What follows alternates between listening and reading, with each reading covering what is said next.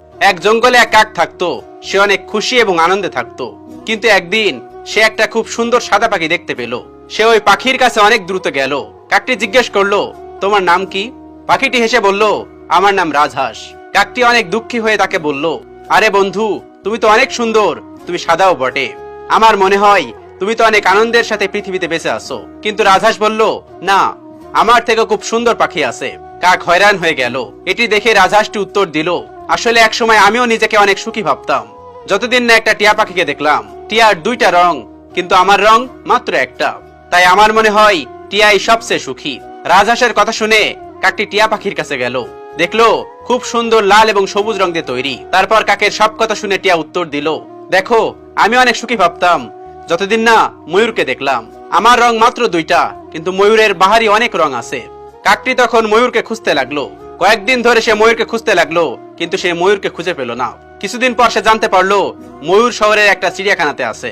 সে তৎক্ষণাৎ চিড়িয়াখানাতে গেল এবং ময়ূরকে দেখতে পেল। সে আরো দেখলো কিছু মানুষ ময়ূরের সঙ্গে ছবি তুলছে। এটা দেখে কিছুটা কাকের জ্বলতে শুরু করলো।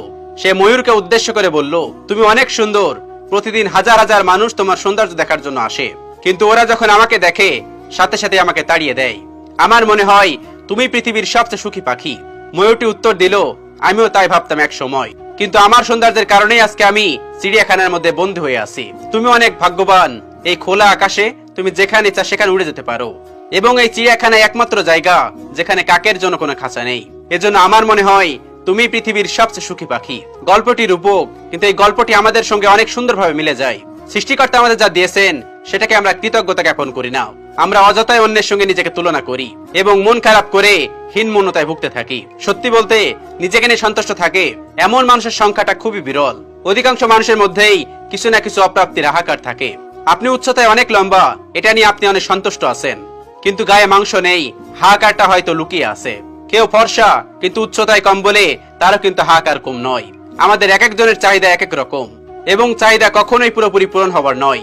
একটা চাহিদা পূরণ হলে তারপর আরেকটা, এভাবে অবিরত চলতেই থাকে। পৃথিবীর মধ্যে সেই সবচেয়ে বেশি সুখী যে নিজের যা আছে তাই নিয়ে সন্তুষ্ট থাকে।